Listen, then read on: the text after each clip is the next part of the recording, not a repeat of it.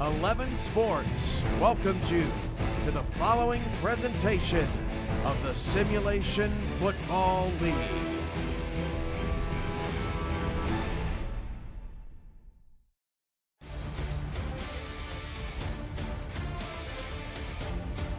Baldy, welcome you to the Windy City, Chicago, Illinois. Welcome in to this week's action between the Vancouver Legion and the Chicago Wildcats. In the broadcast booth, Chris Curtis and T-Roy Gaines. T-Roy, two teams. Vancouver kind of on a downtrend, and Chicago on an uptrend, even with a loss last week.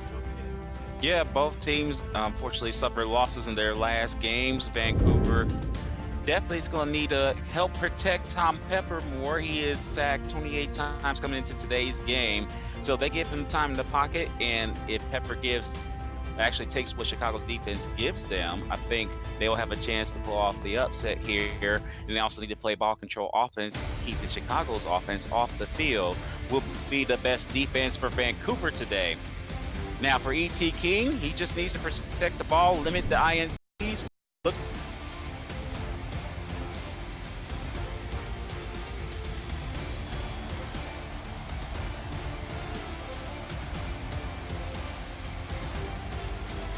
Win today. Absolutely, should be good. Getting ready to kick the ball on the tee at the moment. Chicago is going to get the first crack at the football on offense, and we are underway. Ball at the 20, right to the 25, to the 27-yard line, and that is where they are going to be taken down. Taking a look at Chicago's offense, we take a look at the head-to-head. Vancouver owns the head-to-head 2-0 in this series. I do believe is what that said earlier. But either way, as we look at it, E.T. King, veteran in this league, a potential real Hall of Fame resume that could end up at the end of his SFL career. Split backs on first down. And he'll take the first snap, throw deep over the right side. Nice. That is an immediate catch on first down. What a throw and catch as he found Buchanan Simons for his first grab of the day. Let's get the offense for Chicago out of the way. E.T. King, Ash Odom is his main halfback. Corey Carter, Chase Earl, the Week 7 edition, and Buchanan Simons along with J.C. Torres, your wide receivers, and then Shan Varner, the tight end and team owner for Chicago. We'll get to Vancouver's defense here in just a second. First and 10 for Chicago. Hand off to Ash Odom, the former Queen City Corsair. Busts through the middle for a 7-yard gain. T-Roy, this Vancouver defense is one that we're going to have to watch. They have to get pressure on E.T. King. Yeah, it's very important for them to get pressure on E.T. King. Their secondary is capable of making INTs. They have a total of 13 combined. So I know, look forward to them to pick off the passes from E.T. King. And a nice huge truck. shoulder from Ash Odom is going to knock him down. That's a big, big tackle to take him down, but they do get the first down out of it. Take a look at the Vancouver defense real quick. Defensive tackle Ziggy Washington, defensive ends Matthew Braun and Kevin Brackett. Inside linebacker, on the outside linebackers, Doug Day, Todd Dubstat, and Shane Easley. And then your cornerbacks, Kyler Murray, Matakanaka, and your safeties, Mark Lopez and Gus Schultz. Ready for first and 10. King to the outside, throws towards Odom again. Same play, and they get a few more yards, make it 2nd and 5, but Odom is the victim of a massive hit towards the sideline. Yeah, that massive hit came from Gus Schultz, who entered into today's game with 40 solo tackles. Make that 41 now, and you need to make those type of hits. You want to stop a very good multi-purpose back in Ash Odom. 6 in the box defensively for Vancouver. Handoff Ash Odom. He's going to try to work the outside. Can't get the edge. Real nice takeaway on the run gap there. That is a great play. Coming up to make that play, one of the backup cornerbacks. And also, Gus Schultz was in there to help that backup quarterback, and looks like he might have Ash Odom duties today. Good tackle by him. Nice open field tackle. Be 3rd down 3. Very important 3rd down for Vancouver. They want to see if they can keep Chicago from scoring in the first quarter. Big 3rd down indeed. They're in Vancouver territory. In the split backs, this is King over the middle. Deep over the middle, and that's picked off. That's a big one to get at the 15-yard line. Vancouver turns it over, and what a play as they are able to turn it back the opposite side. Give Tom Pepper the ball. It's Mark Lopez. Yeah, that was an ill-advised pass because Mark Lopez, who got his fourth INT, baited the quarterback, thinking that JT Torres was the wide open receiver. Great job by Vancouver. Like I said, they are very stingy in the secondary, and that's a big start for the Legion right now. That's a big start defensively. Now offensively, they need to get it going. Tom Pepper needs a much better output than he had last week against Tallahassee. Pepper over the middle, tipped and nearly intercepted. Real nice work. I believe that is Clint Hendershot, the veteran, who the inside linebacker comes up, makes a play. That's his sixth pat down of the season right there. He just want to make sure that the intended receiver had no chance of getting the ball. Good starting play by the Chicago Wildcats defense. Get to the offenses and defenses here in just a second for both of these teams. 2nd and 10 from the 15. Tom Pepper, 1 touchdown, 5 INTs a week ago against a Tallahassee team that really feasted on the offensive output from Vancouver. Handoff. Pseudo Nakai has some room to go. Breaks through another tackle. First down and a few more out to the 29-yard line. Key blocks on the way there. Good work. Let's look at the Vancouver offense. Tom Pepper and Pseudo Nakai we've already seen. The wide receiver tandem, Brett Killian and Rich Pratchard. And Craig Hearn is your tight end for the Vancouver Legion, who are on the outside looking in at the moment at the playoff picture, Troy. And this is going to be a big game for them to get, sitting at 13th place right now in the playoff standings to come to the last third of the season. Yeah, and the best way to get back into the playoff race is get a win right now. Yep, and that's a nice tackle over the middle, a little crossing pattern. 5-yard gain, make it 2nd and 5 as Brett Killian makes his presence known. And that was a good catch for Brett Killian. But let's also give a little nod to Sue Nakai on his previous carry. He went over 1,100 yards of total offense. He's been a very valuable pick, the 9th pick in this past season's draft. Split backs formation for Pepper. 4 on the defensive line, long drop back. Pepper to the outside, towards the sideline. That should be a catch, and they will call it out of bounds. That's unfortunate. 3rd and 5 upcoming. Yeah, Rich Patrick was the intended receiver, but the toe drag swag wasn't kind to him. And we had the old meme was Cade Stevens was inbounds. Well, it might be Rich Patrick was inbounds, but Vancouver's not challenged it. It's a big, important 3rd down for the offense. Under center is Pepper. 4 on the defensive line once more. Quick drop back, thrown, left side. That ball is caught. Did he keep the feet in bounds? He did. 1st and 10 at the 48-yard line in Chicago territory. That time, Pratchard comes up big. And he definitely came down with both feet inbounds. And great protection by the O-line for Vancouver, making sure that Pepper had plenty of time to throw that ball. But Chicago is going to challenge that play. Yeah, they're going to say he was out of bounds or didn't have control or something of the like. We'll see. I definitely saw at least 1 foot down, which is all you need in this league. We'll see what the camera shows us here. But look at this play. Real nice cut. The outside, Burns past his defender, knows the ball's coming to him. See, yep, there's the that's foot. a catch. Oh, but we'll see. I'm not sure if they're going to say he had control of that. After review, the play stands. It is a catch. Okay, so they do call it on the field as a catch. They don't overturn it. So that is going to be a Chicago charged timeout. So a big challenge there, possibly gone for later. At the moment, it remains scoreless as Vancouver moves into Chicago territory. Let's talk about the Chicago defense for a second. We've already seen Clint Hendershot. Blake Craze, he is the first in the league to 100 tackles joint this season. He's the outside linebacker. Greg Gaines, Jesse Vick, and along with Ron Wolf, Week 8 edition, Maurice Spurgeon, and AJ Barnes. That's going to be over the middle, caught, and not much to it. 2nd and 4. Rich Pratchard now second catch. And Rich Pratchard is definitely heating up right now after that failed toe drag swag attempt on the first pass towards him. He caught 2 in a row since. He's trying to help Tom Pepper get his confidence up, and so far he's doing a good job. That's going to be a throw from Pepper. Steps up in the pocket. Nice. He's got him in out there, and he's got him at the 24-yard line. They're going to mark him at the 22. That's Brett Killian, his second grab. And Killian is killing it so far in this first drive for Vancouver. Nice job by Pepper stepping up, giving himself a free room to throw that ball. And then Killian with the great concentration, making that catch amongst the swarm of Wildcat defenders. Just outside the red zone is the Legion. Split backs formation for Pepper. 6 in the box for the Wildcats. They'll try to put some pressure on Pepper here. Looks to throw, plenty of time. Over the middle, that is tipped and should have been intercepted.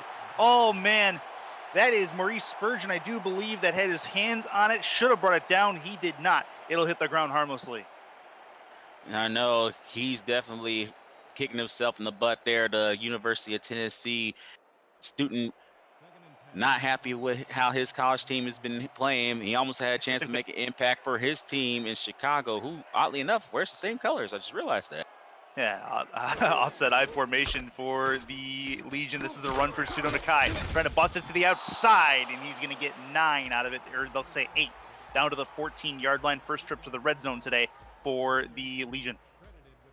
And Pseudo Nakai is at 5'7", 200 pounds, so a small running back, but he does a great job hiding behind his lead blockers, making sure that he stays patient enough and then explodes and get the yardage after that. Nice carry by Nakai. I formation for Pepper. Just on the outside, quick drop back, thrown to the outside. Might be able to try to turn the pylon. No, not going to work. Killian does get the catch, gets it out to the 7-yard line. That is a 5-yard gain, and they are closing in, making it easier and easier to possibly punch this in.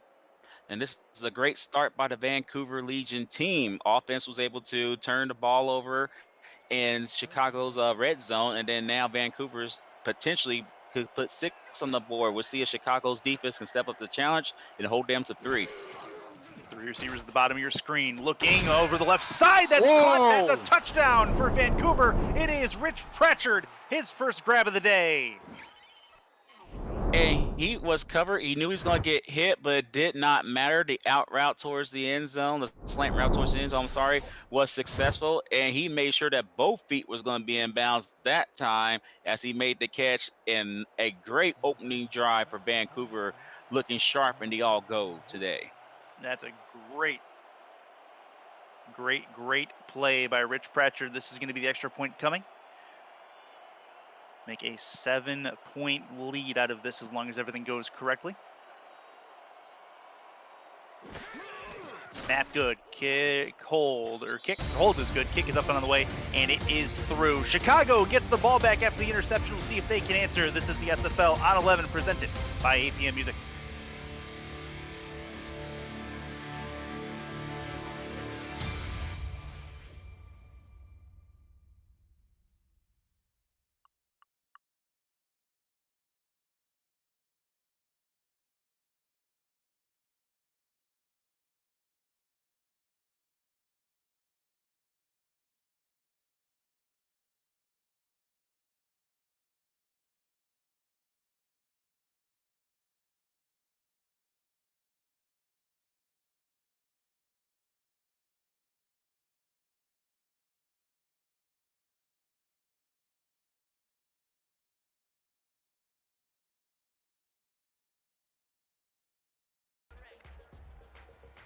Back in the Windy City. Chicago about to get the ball back after the E.T. King interception turns into an 85-yard scoring drive from Vancouver.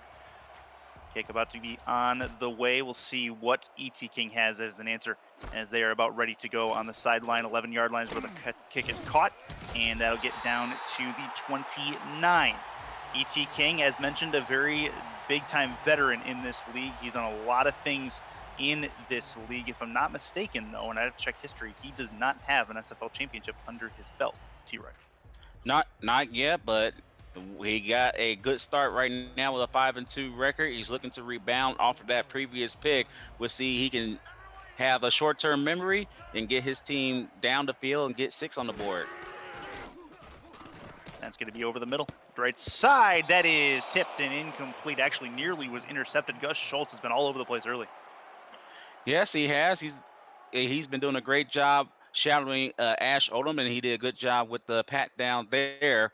And Vancouver's defense, like we said before, is very stingy in the secondary.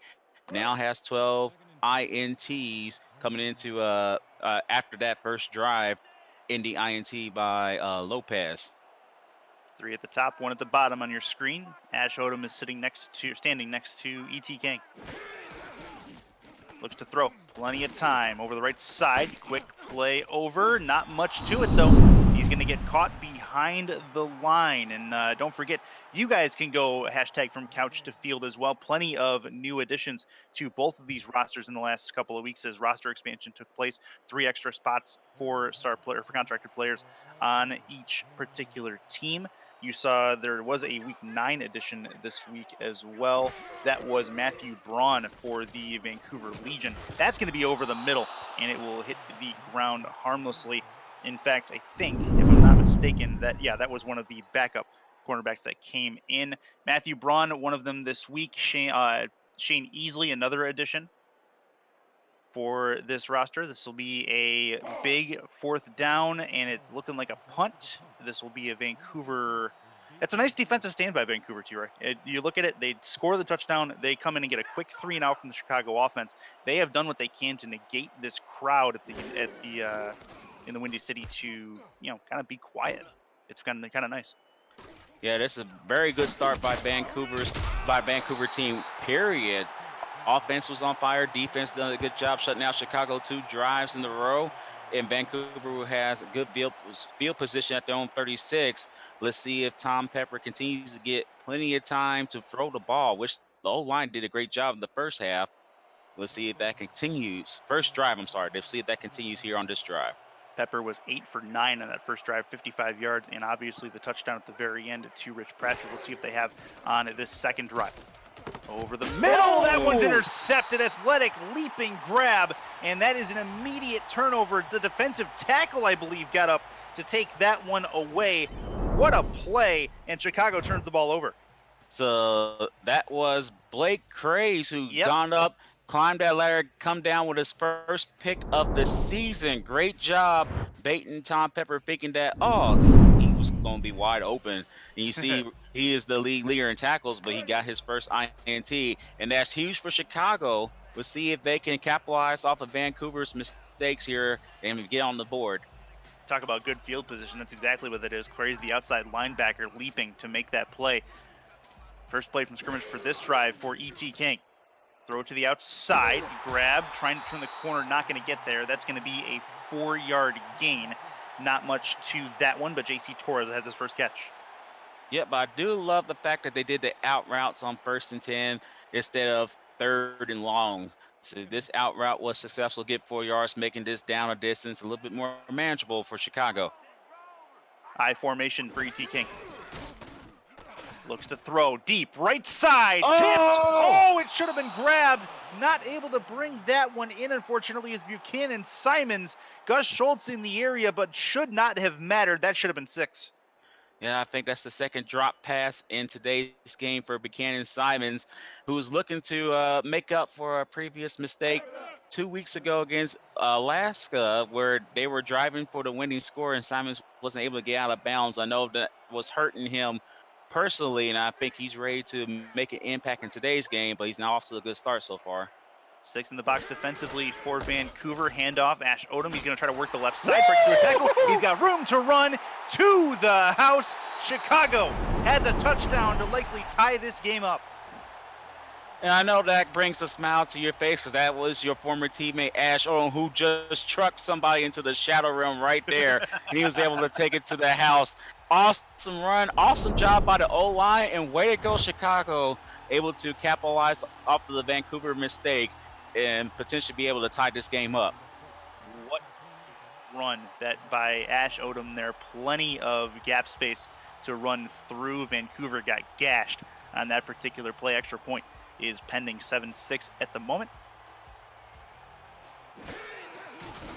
That kick is up, and it is through. So Vancouver's going to get the ball back here. 7-7 as you see some extracurriculars. This is the SFL on 11, presented by APM Music.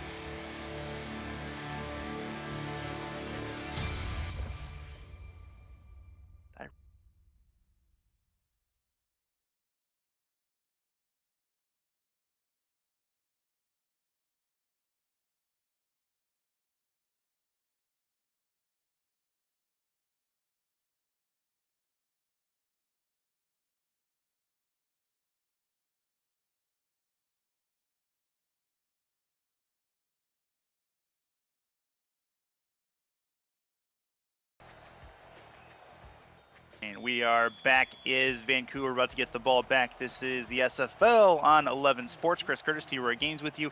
Cameron Irvine hitting buttons in the background for us as we are ready to go. The Chicago Wildcats able to get through and answer real nicely to get this game tied up as Vancouver starts the return process as this will get back to the 27-yard line.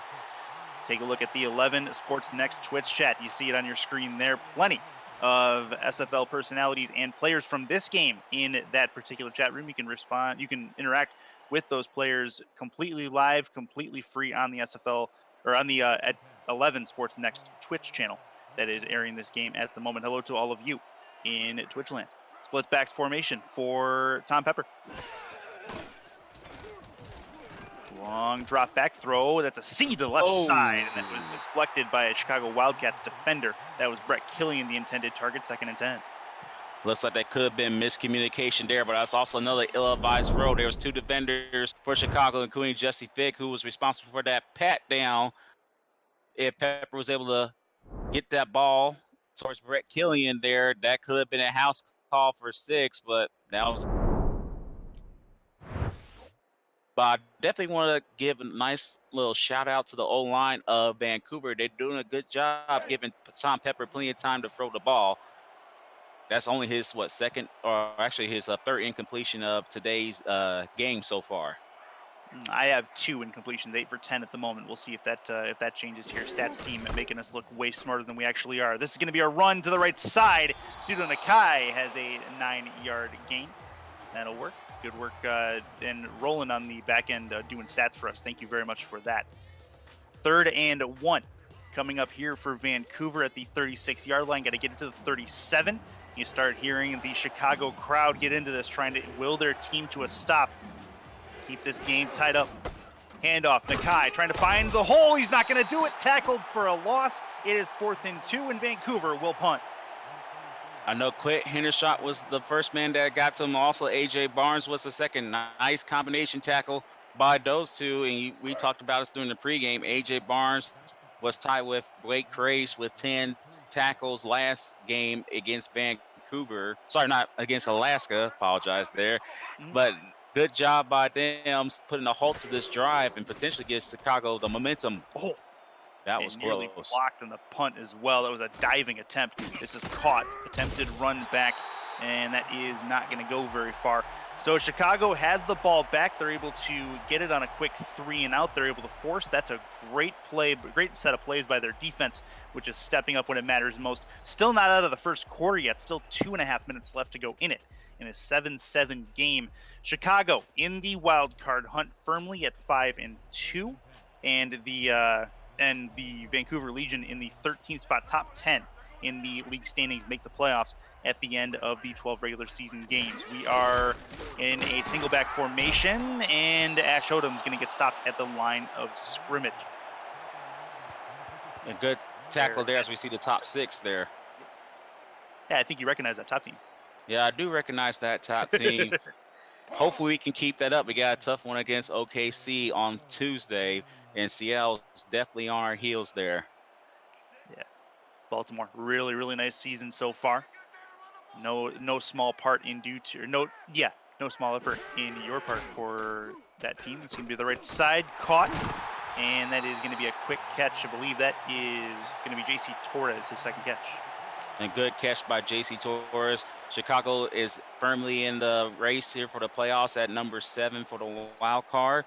If they keep winning, they should be fine for the playoffs this season. And I can't believe we're almost done with the regular season of season 13, Curtis. This has been going by fast. It has been going by quick, but we still have a lot of football left. There's a lot of spots still up for grabs, very much as the teams are a game, maybe 2 games away from each other for the time being. That is going to be a first down for Shan Varner, his first grab. Only had 1 catch in their loss a couple weeks ago, so there was a real good effort by him to get that first down. He also takes over a cameraman on the sidelines. Good all-around effort for him. And that's let you know you don't want to get in that guy's way. Shan Varner, 6'6", 225-pounder, the black belt in karate. He definitely knows how to bring the pain, as that cameraman found out. Yeah, That's an expensive camera he just destroyed. That's going to be to the outside. Oh, That's caught. my Room to go as well. Tried to break a tackle down to the 24-yard line. And that is Buchanan Simons who comes up with a big catch to extend the drive. And it's 1st and 10 deep in Vancouver territory. And I think Buchanan Simons got his swagger back. There was 2 defenders ready to pack that ball down, but Buchanan Simons was able to get in front of them, make that catch, and get Chicago back almost to the red zone. I'm sorry, almost to the red zone. Great play by Buchanan Simons here. Shotgun play for E.T. King. 7-7 ball game. Tail into the first quarter. That's to the outside and caught. Defenders were lurking. I thought that one had a chance to be intercepted. It is a grab, 2nd and 5 on the other side.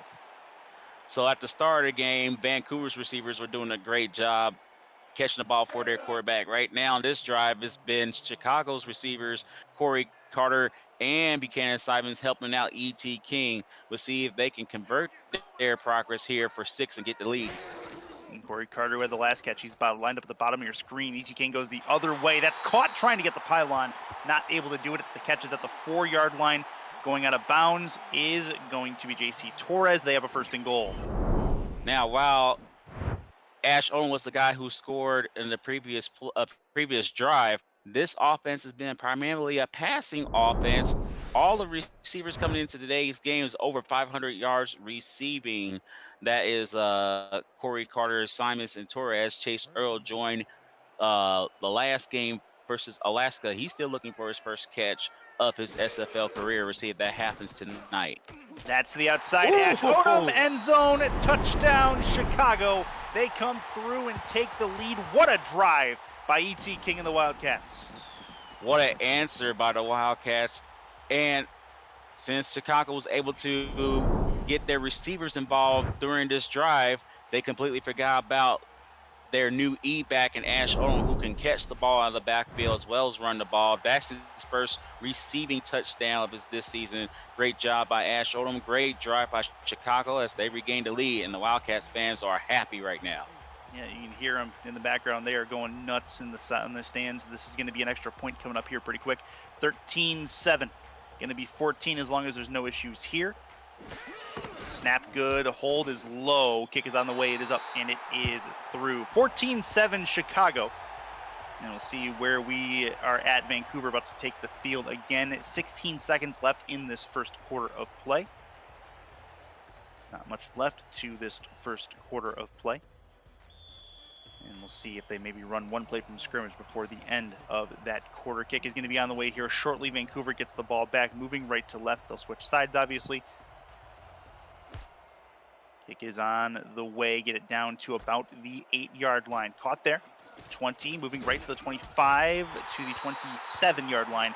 And that is where they will sit. Change of possession necessitates the stop in the clock. So we will see at least one play from scrimmage before the end of the first quarter. Don't forget, you can get us on all of the social media, as you see Instagram at the top of your screen there at Simulation FL, Twitter, Facebook, all of them at Simulation FL is the way to get a hold of us on the social media networks. Andy Hamilton does a great job managing those.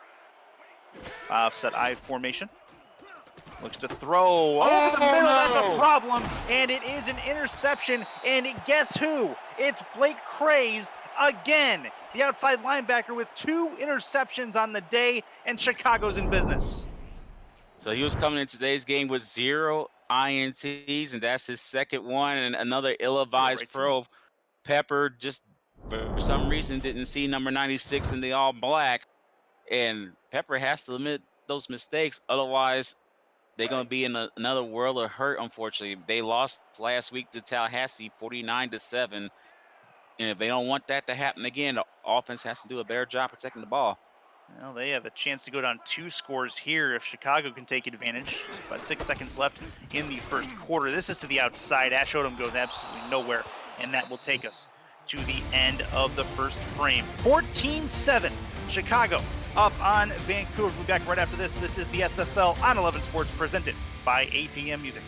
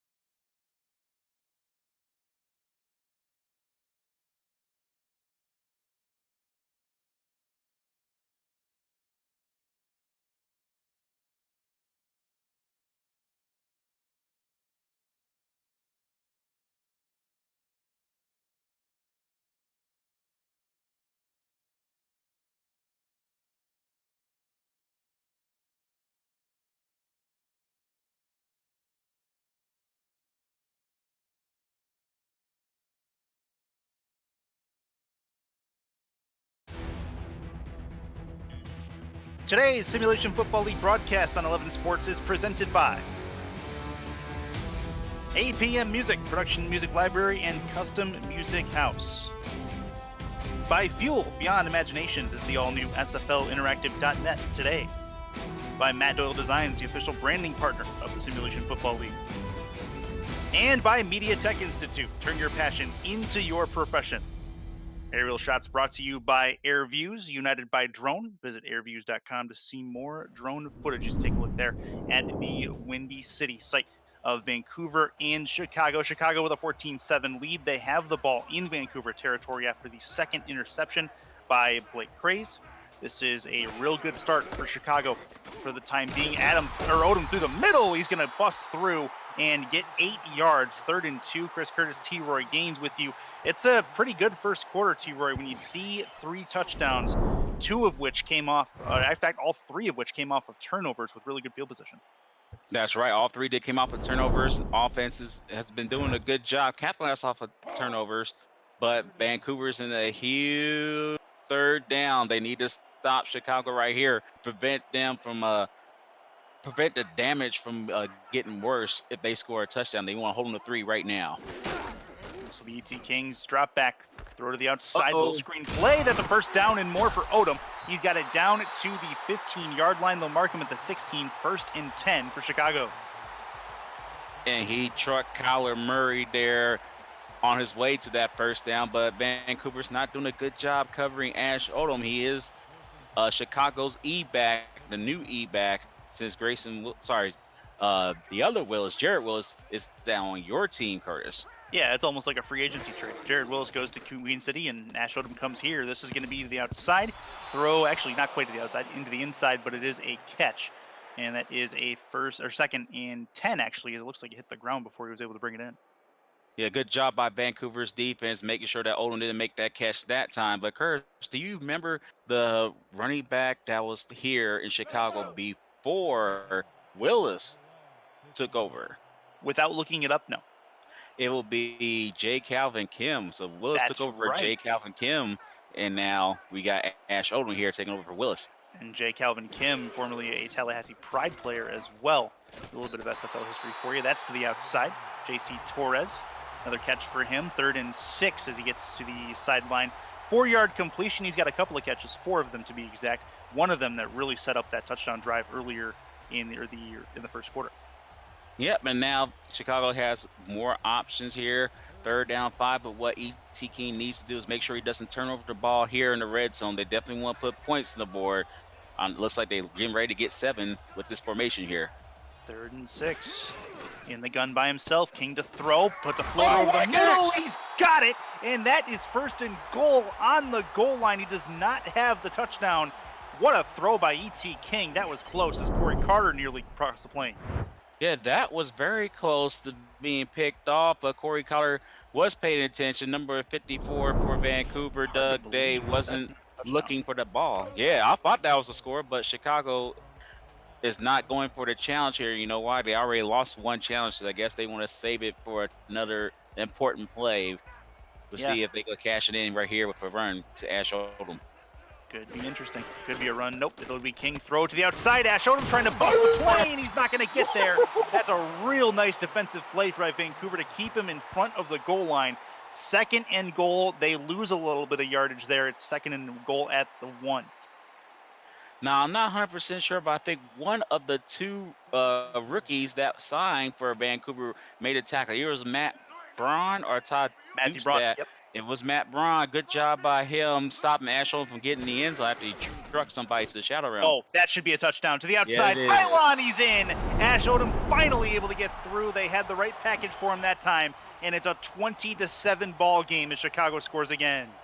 So they say if it first don't succeed, let's try again. That's the same touchdown same play that they ran to score their previous touchdown, and there was nobody within 5 yards of him to prevent Ash Odom from making his 2nd touchdown reception of this season and of this game.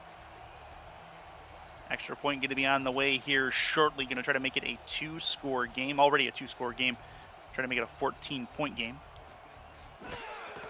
Snap is high, held well. Kick is on the way. It is up, and it is through. 21-7. Chicago up on Vancouver early in the second quarter. The Legion need an answer here. 21 unanswered points by the Chicago Wildcats to this point. That is not what you want to hear if you were a Legion faithful. I want to see Tom Pepper really kind of get himself back settled, because he was not looking good for the last couple drives, and Blake Cray is no small part in that. Yeah, if it's going to be important for Pepper to get back in this game, I would go to his running back, Pseudo Nakai, who's been a very good receiver out of backfield so far this season. We'll see if Pepper look towards his way, get the defenders to focus more on Pseudo Nakai, and then he can beat Pepper can beat Chicago deep with passes to Killian, Pratchett, and Hearn. We'll see what happens here in this opening play of this drive. No receptions to this point for Nakai, as you alluded to, but 4 attempts for 30 yards on the ground. They may try his way on the ground as well. Either way, 1st and 10. Nope, it'll be a Pepper throw. Pump fake. There we go. Outside Nakai. First reception, he gets a yard. It gets taken down near the line of scrimmage. They'll say he got 2. It'll be at least something positive for the Vancouver Legion. 2nd and 8. And that's the thing, something positive. Pepper make sure that he went for his regression, saw that there was no way he was going to be able to make that pass without being contested, so he went to the short check down and got 2 yards instead of 0 or another interception. Under center. Pepper with a single back. That is Nakai. Pepper to throw. Good block by Nakai as well. That's deep over the middle and nearly intercepted. It was in the range to get to Kern, but it could not get there in time. It'll be 3rd and 8. Yeah, unfortunately, Hearn was a little bit distracted by that Chicago player who dove for that football, but it looked like Hearn had a chance to make that catch and help his quarterback out. That was a good throw by Pepper, just wasn't rewarded. In the gun by himself is Pepper. 5 wide on 3rd and 8. Over the middle, deep over the middle, a leaping grab, and what a grab it was. This one is Hearn. He's got a 1st down for the Legion in Chicago territory. So he had the easier attempt earlier that unfortunately didn't work out for Hearn, but he was able to make the catch on a clutch 3rd down play. His ribs got exposed. He made the catch and was able to help Vancouver get in Chicago's side of the field. Great play by Hearn. He got absolutely speared in the ribs on that tackle, but it worked out. He was able to hold on to the ball, and he's still in there. Offset I formation for the Legion. 4 on the defensive line. Pepper looks to throw. Plenty of time. He's going to wing it over the middle again. Tipped and incomplete. That was Spurgeon, who had his hands on another one. He had a play earlier where we thought he was going to get an interception. That's his 2nd one that we thought he was going to be able to bring back. Reminder for you guys, you can get from couch to field. Go to simulationfl.net. You can join our Discord server and get yourself on the field where we're calling your name for big plays just like that one. Plenty of additions in the last few weeks for both of these rosters as each team expanded their roster size by 3. Pepper to throw. Deep left side, tipped, and tip drill is not going to go in anyone's favor. 3rd and 10 for Vancouver. They are in Chicago territory. They got to get it to the 38 for a 1st down. A good job by Jesse Vick with that pass disruption, making sure that Killian wasn't going to come down with that catch. And like I said, important 3rd down for Vancouver. They're not in field goal range, so they have to convert here and get themselves back in the game. Nobody in the backfield to help Pepper this time. Chicago knows a pass is coming. They've got a lot of defensive backs. Oh, look out! Oh, that's dangerous, and a big hit. He's taken down. Pepper gets sacked all the way back at the 43-yard line. 4th and a mile. It'll be a punt. And what a play by Andy White, the backup. And he came uncontested. Number 65 for Vancouver was a swinging gate. That was Jason Gray, the guard, let Andy White through uncontested. And unfortunately, that's Pepper's 29th sack that he suffered this season. Vancouver's O-line was doing a good job up until that play. Oh, that's nearly blocked again. And that is not going to go very far. It's a return back to the 24, and that is it. Chicago gets the ball back when we come back here from Chicago. This is the SFL on 11 presented by APM Music.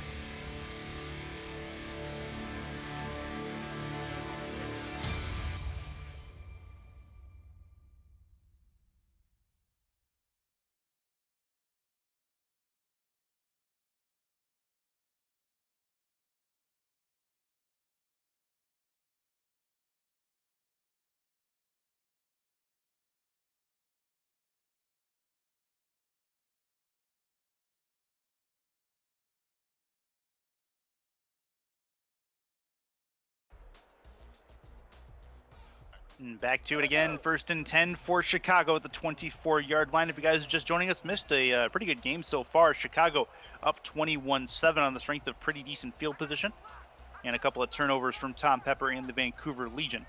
E.T. King back out on the field on this 1st and 10 play. He's ready to throw. Puts it deep over the middle. That ball is intercepted. And center field playing Mark Lopez, his second interception of the day, gives Vancouver back the football. And now he's up to 5 interceptions this season. Great job by Mark Lopez getting in front of Buchanan Simons, making it look like he was the intended receiver, Lopez, instead of Simons. And that's the break Vancouver needed. Again, one thing that's guaranteed about Vancouver, you don't want to test their secondary. You'll come up failing that test. We'll see if Vancouver can carry this momentum into the end zone on this drive. And they'll need it. Pepper to the outside, looks for Nakai. Nakai going to break through one, nearly did anyway, and he'll get taken down after a 2-yard gain. Pepper really needs to get some momentum on this drive, need to get themselves into the end zone. They don't want to separate themselves too far from the Wildcats at this point.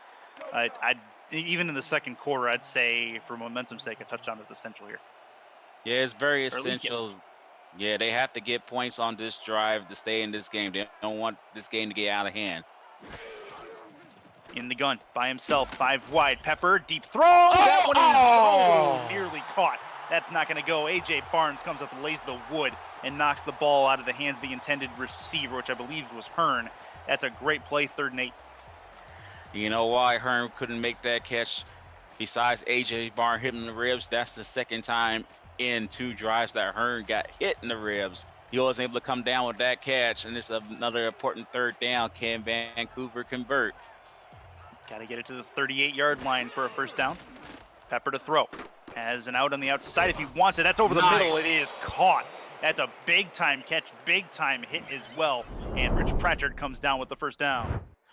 And that's the first time Pepper went to Pratchard in this quarter. I'm sorry. Nice catch by him.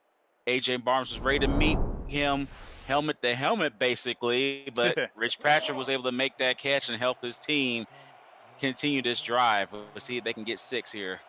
Just about got his bell rung there. Pepper's in the under center by himself. 5 wide on 1st down. He's got pressure coming, and he's going to get taken down hard at the 39-yard line, and they come through again uncontested and make things problematic on the offensive line. So I have to say it like this. Fight, Owens, fight. Kevin Owens, great job. Basically going uncontested, got to Pepper for the 2nd sack of this game. That's unfortunately Pepper's 30th sack of this season. Looks to throw to the outside, has Nakai. Nakai has plenty of Wildcats. Took him for a second to get going. It looks like he was hesitating, trying to figure out where he wanted to go, and by then it was way too late. 3rd and 20 on the other side of this play. They're in a tough spot. Outside of field goal range, they got to at least try to get into field goal range. They're at the 42, so it's not unheard of here. Yeah, if they get 10 yards, they'll definitely be in field goal range here. They have to get to the 22 to convert this 3rd and 20 right now. High formation for Vancouver. Pepper to throw. Plenty of time. He's going to throw deep right side. That one is picked off. And I did not see a Legion player in the area until the very end of that play. What a grab. Another one thrown to the other team for Tom Pepper. And that is a big problem. And it looks like the receiver lost his footing there. Yeah, it did. And Greg Gaines, which I love his last name, by the way, was able to come down with that INT. Great job by him. That is his 4th interception of this season. And momentum still on Chicago's side right now. Absolutely. 21-7. Yeah, Greg Gaines had it. Rich Pratchard was the receiver who was intended on that. That's deep. Oh, no. And nearly picked off as well. As they're trading salvos here, each team trying to go deep, 2nd and 10. Kyler Murray with the pat down there. Almost had the INT. If he would have gotten both mitts on that ball, didn't have the rock hands, he would have took it to the house for a 6. Hopefully that won't come back to haunt Vancouver. We'll see if the defense can hold Chicago on this side of the field and give their offense better field position. Under center. 2 in the backfield. One of them is Ash Odom. You can say 8 in the box defensively right now for Vancouver. Doesn't matter. Odom's got some room to go. He's going to bust through a tackle and get a first down. Second, or it's the Chicago 28 is where they're at. What a play from Ash Odom. And Ash will let you know why you don't want to get in front of a moving train, because what usually happens is you fly backwards. Nice job by Ash with the truck forearm shiver there, unfortunately on Mark Lopez. I know he's going to be feeling it after today's game. He keeps receiving those trucks from Ash Odom. Single back, Odom again. He's going to bust through, get another few yards, make it a 6-yard gain, 2nd and 4. Chicago 33 is where we're at. 3:50 left in the second quarter. Coming up to halftime fairly quick. Chicago got the ball to start this game and pretty much immediately threw an interception. The Legion at least going to get the ball back to start the second half, but they need to couple that with a stop here to keep them in this ball game. Yeah, their defense, though, has been doing a good job. They've been coming down with the interceptions, but offense hasn't scored points as we see Ash Odom get close to the first down on that carry. Yeah, 3rd and inches, not quite there yet. 80 yards for him. And you alluded to it. The Legion defense doing what they can. Offense not putting them in great spots. A lot of really awkward field positions for the Legion to come out and try to defend. So they've been doing what they can. At least they started at a somewhat normal range this time. This is Odom out to the flat, and that is going to be a first down as he gets past the 3rd and inches.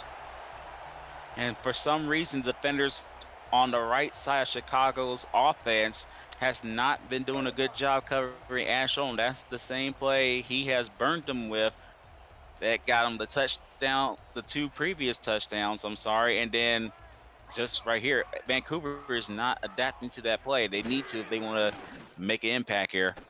Oh, pressure coming, doesn't matter. Nearly intercepted. Was that? Oh, it was not. I was going to say, was that Lopez again? Not quite. That was close. That one was one of the backup linebackers who came up and tried to make that play.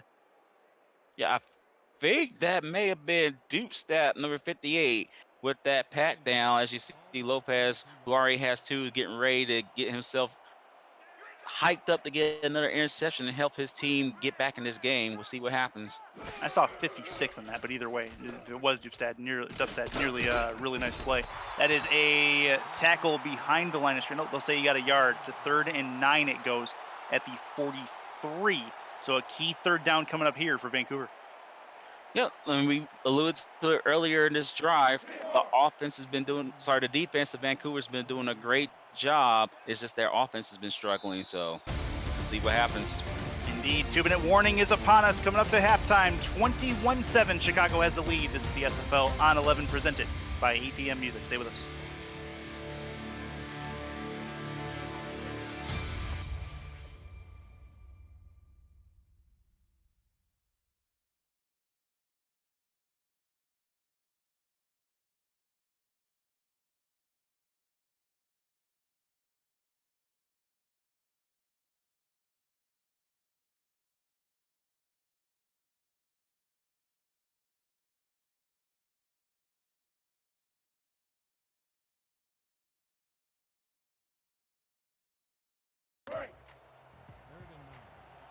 Third and 120 seconds to go before halftime.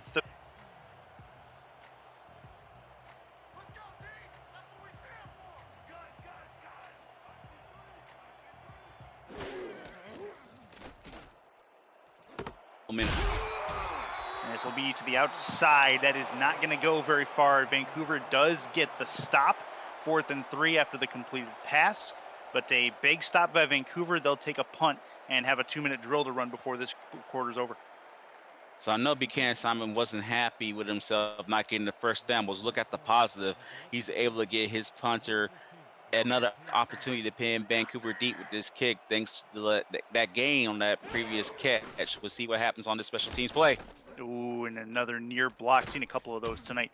This is going to be a catch and a attempted return at the 17-yard line. He'll get to the 18 and no further. Tom Pepper back out onto the field, and this has not been a good half for him. 3 interceptions. He does have 1 touchdown. 13 for 21 has not eclipsed the century mark in yards. He looks to try to change that a little bit here. He's spread out the ball a pretty decent amount. Brett Killian, 3 catches, Rich Pressured, 4 catches, and Craig Hearn with 1 deep one over the middle for 20 yards. I want to see more of that, but you got to see Pepper really start to settle down, make better decisions with the football. And O-line needs to give them time to throw the ball. They haven't. Oh, that's going to be through the middle. Not going very far is Nakai, 2nd and 10. And the O-line is definitely not doing a good job opening up holes with Suna Nakai. I think that's the 2nd straight carry where he got stopped for either no yard gain like that one or for a loss on his previous play. O-line has to do a better job for their star players to make an impact. Looking to throw to the here we go. outside. Oh, that was nearly dangerous, but he does get a yard back. 3rd and 9. Nakai can't turn the edge, and it'll be a 3rd and long again. Vancouver's in danger of going 3 and out for the 3rd straight time. Yeah, you see the momentum's clear on Chicago. The defense is just pinning their ears back, going after their quarterback and their tight end. And their running back. Let's see if Vancouver's O-line gives Pepper time to throw that ball. It's very imperative that they do so they can stay in this game and continue this drive. 2 times he was sacked. There were swinging gates in the offensive line. We'll see what happens here. There we Over go. the middle, deep, caught play into the 30, to the 25. It's Craig Hearn, touchdown Vancouver, and boy did they need that. And the O-line did what we asked them to do, which is give Pepper plenty of time to throw that ball. Craig Hearn clearly beat his man, and he was able to take it to the house. And Vancouver's back in this game. They could potentially double dip here, as they already got the score to potentially end the half. And if they can stop Chicago from scoring, they get the ball back, and they got a chance to make this a 14-point swing. Man. They made something out of nothing on that drive. 3rd and long with just over a minute left in the quarter, and they turned that into points. Close to an 85-yard bomb from Tom Pepper to Craig Hearn makes this game a 1-score game with the extra point, 21-14. And as mentioned, Vancouver gets the ball back at the half. This next minute obviously going to be very large to keep Chicago out of the end zone. Not only to keep them out of the end zone, they need to keep Chicago from scoring, period. They don't want – Vancouver has the momentum right now. They do not want to give it back to Chicago in any way, shape, or form. So they need to keep them from scoring before the half. That kick is gone. It'll be down to the 10-yard line. 15-20, moving right at the 25, and he'll get taken down at the 28-yard line. And E.T. King about to come back out onto the field. Your passing yard leaders, Christian Christensen, no surprise, Matt Wilson, Ron Cochran, and E.T. King, number 5 on that list behind Marcus Dunhill, for passing yard leaders coming into play today. Good stuff from E.T. King, likely future Hall of Famer. He still lacks that SFL championship he's been wanting for so long. So would like to see him possibly make a run, maybe even this season. Good start for them so far. This is going to go out to Odom, moving towards the sideline, and he steps out. 2-yard gain, 2nd and 8, but they stop the clock. Now, there's a weird stat. He's averaging 2.5 yards a catch, but as you saw, there was 2 TDs attached to that stat line there. So I think Ashland would take 2.5 if most of those catches were resulting in touchdowns. Well, not most, but 2 of those catches were resulting for touchdowns. He'll take that stat line. 9 attempts on the ground for 76 yards as well. Really good average on the ground. His receiving stats, average-wise, not great, but they are really, really good all-purpose. That's going to be through the middle for Odom again. He'll add another carry to his totals, 3rd and 4 after a 6-yard gain. After a 4-yard gain, sorry. Yeah, but that clock is moving. Chicago may be unsure of themselves. Maybe they want to think, oh, are we going to waste clock, or do we have a chance to continue this drive? We'll see what happens here on this 3rd and 4.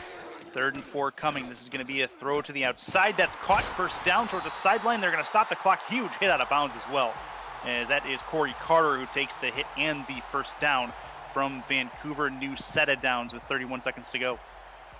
Now, here's the weird result of them wasting all that time. Now it's 31 seconds. They probably wasted about 15, 20 on that last play, but they converted and extend their drive. They now have a chance to put points on the board, but it could have been better if they managed that clock better. In the gun. As Odom to his left, 5 in the box defensively. Plenty of Uh-oh. time, throws deep left side, and nearly a diving catch. Not going to happen on this play. JC Torres, the intended target, but he got behind the defense. And Mark Lopez once again making it difficult for Chicago receivers to make that catch. He definitely broke the concentration of Torres there as he attempted to pat that down. He may actually touch that ball a little bit, which probably kept Torres from making that diving catch. Good job by him. Mark Lopez is having a great half so far. 2nd and 10 at the Chicago 42. Got to get it into Vancouver territory for the first down, but time may become a factor before the chains do. Under center. King, plenty of time, throws right side, going to do a little out route, does get the job done with 24 seconds on the clock. They gain a few. It's a 5-yard completion for Buchanan Simons. Now, one thing I am kind of shocked is that Chicago and E.T. King is not looking towards number 12, Chase Earl's way yet. Last game, he was probably targeted twice, but didn't come down with a catch. He hasn't been targeted yet, and I think he can make a huge impact. So if I was E.T. King in Chicago, I'll look towards Chase Earl's way, number 12. See what happens with him. Single back formation, it's Ash Odom. Plenty on the defensive line. Throw to the outside. That's caught. Nearly getting the first down is Simons. He's going to be just short, 4th and 1. And decision time here for E.T. King and company. Wonder if they try to run for the first down. If not, they just kind of eat it, or if they just let the clock run out. They should let the clock run out here, but they might go for a Hail Mary, but nope, they won't. They'll let the clock run. That is going to do it for the first half of play, 21-14. Wildcats up on Vancouver. T-Roy, your thoughts about this first half? Very good first half, very entertaining first half. It started off with Vancouver scoring. Chicago then scored 21 answer points, and then Vancouver ended the first half with a nice score. What's going to be important is the turnovers. Vancouver needs to be turnover free in the second half and get themselves a potential season-saving win. But it's going to help. It's going to be all on the offensive line to give Pepper time to throw the ball, because you saw what happened at the end of the half. Once he has time to throw the ball, he can deliver darts, as we saw the Craig Hearn. E.T. King, 22 for 30 in the first half, 128 yards, 2 touchdowns, 2 interceptions. On the other side, you have Tom Pepper, who has been struggling, but he had a really nice drive. Last drive, 172 yards for him, 15 for 23. He has 2 touchdowns, 3 interceptions on the day.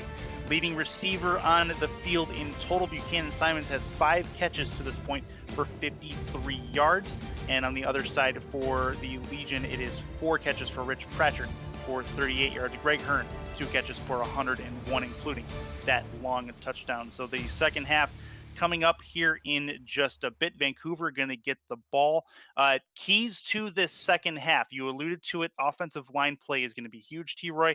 And on the Chicago side, what do they need to do to try to solidify this lead and get themselves separated from this Legion offense, or from this Legion team in general? Well, they already have the advantage. They'll be starting the second half with a 7-point lead. Defense has to continue to get pressure on Tom Pepper, the D-line, who has no star players on the defensive line, but they are still making an impact. They've been making drive-ending sacks to help their defense out.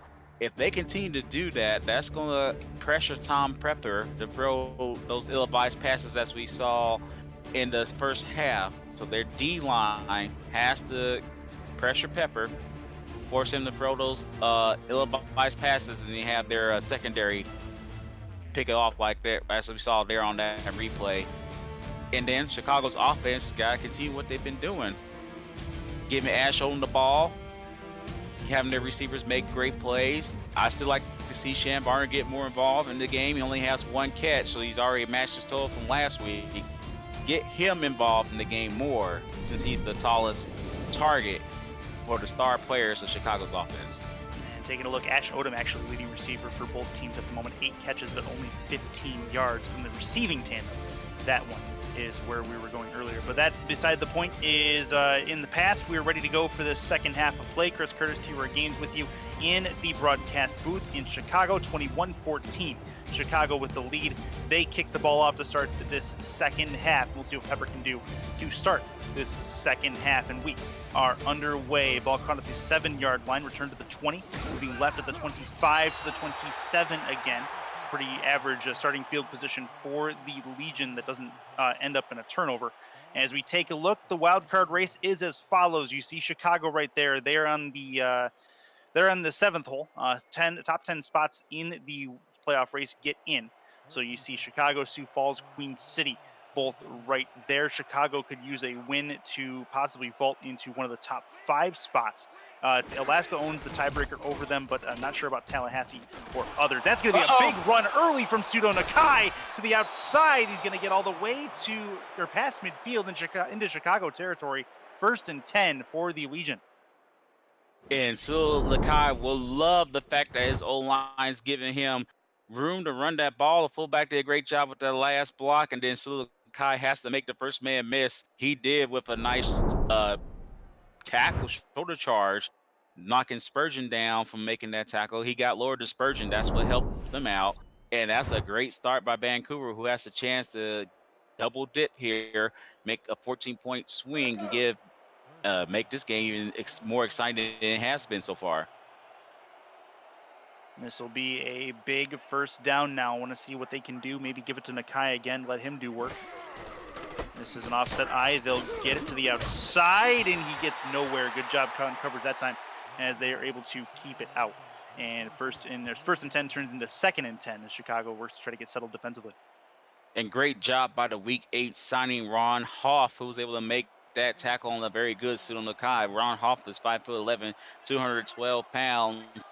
He made an impact on that play, making this a 2nd and long. Oh, that's dangerous. Pepper evades the sack. Deep left side. And a catch. 3rd and inches. What a play by Tom Pepper. And sometimes you have to do that when the offensive line's a swinging gate.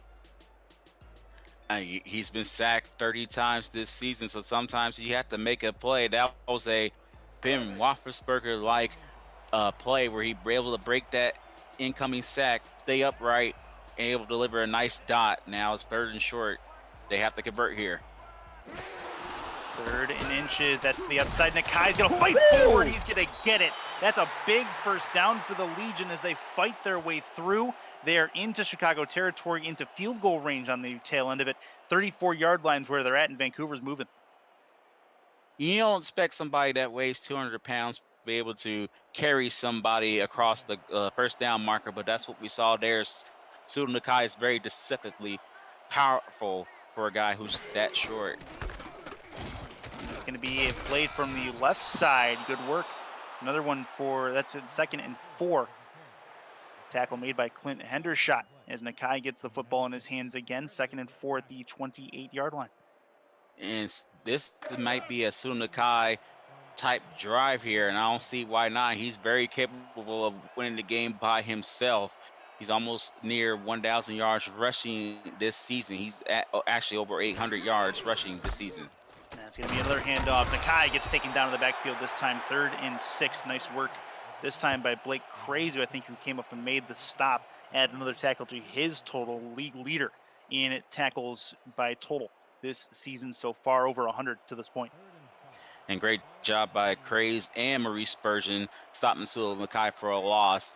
Let's see, they made it difficult here in this 36, but we'll see if Pepper can convert here again. This is one over the middle. That is a crossing pattern that was nearly a problem. Pepper nearly put it in a spot. Clint Hendershot can get it. He'll get a PD, and it's a 4th and 6. Decision time for Vancouver. I think they're going to bring out the kicking unit. Yeah, great job by Clint living up to his last name. He entered that shot that was intended to the right receiver by Vancouver, resulting on this 47-yard field goal attempt. 47 yards indeed from the left hash.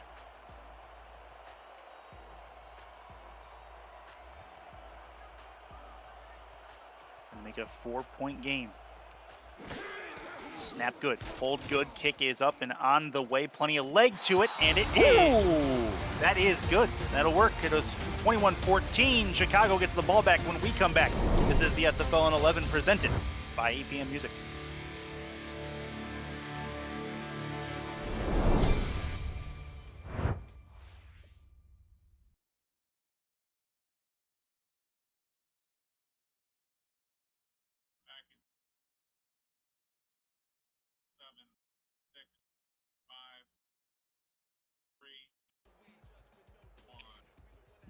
Ready to go here, 21-17. Chicago gets the ball back after a field goal by Vancouver. They're inside of a score, which is not something, T-Roy, that we would have said at the midpoint of the second quarter.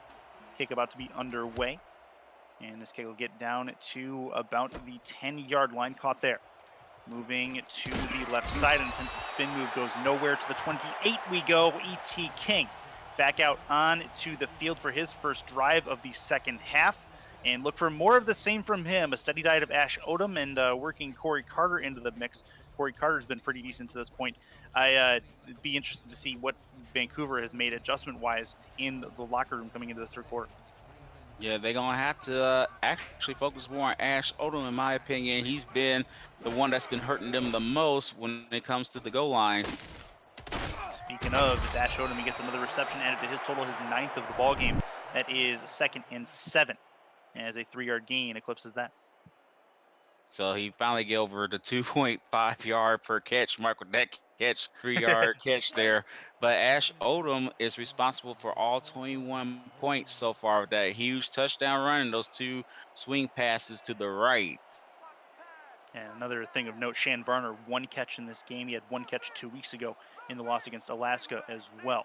A 3-point loss that was that was really a heartbreaker for Chicago. That's the outside, and that is a catch. Not much to that, but Shan Varner adds his 2nd catch. He's already doubled his output. That'll work. 5 games on the slate. You take a look at the ones on your screen right there. 3 games tonight and 2 tomorrow for the Monday nightcap. That Sioux Falls game tomorrow looks really, really intriguing, as well as they're one of the other wild card teams. A lot of good football action coming up on the other end of this week number 9. This is your week number 9. Got myself confused. That's going to be to the 45-yard line. Good work from Odom, and that's a 1st and 10 as he breaks the plane for the first down. And that old line's doing a good job. And with those very powerful carries by Ash Odom, as we highlighted Shan Varner, he made a block that helped right there. I guess the 2K Sports people wanted to put some shame on the dude that Shan Varner blocked. That was a great block, but it wasn't needed at that point. The play was over. But Shan Varner's like, hey, I'm not happy that I only got 2 catches. I want more. Feed me the ball. Split backs formation for the Wildcats. That's going to be through the middle. Odom through that middle. And that is an 8-yard gain for him. Get him more involved in the run game. He's got good yardage. His average is really, really good. And he's closing in on the 100-yard mark. And I know you used to seeing Ash Odom wearing out defenses, your former teammate from Queen City. And he's good to wearing down defenses, and that's going to help Chicago later on. It's actually helping them right now with this nice time-consuming drive. It's going to be the outside. Another one for Odom. He touches the ball once more, tries to push his way forward, and it's 3rd and 1. Very close to another first down. But, he's responsible with the football. That's the reason why he keeps getting it. Very low turnover ratio for him.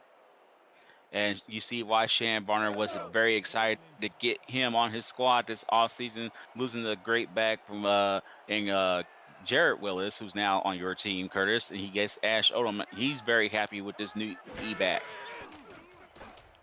E.T. King to the outside, another one for Ash Odom. Why not? If it keeps working, keep doing it until they stop it. That's another first down, 1st and 10 at the 42-yard line. They get into Vancouver territory, where they've been very productive all game long. See what they can do as they try to push their way forward and try to separate themselves from the Legion.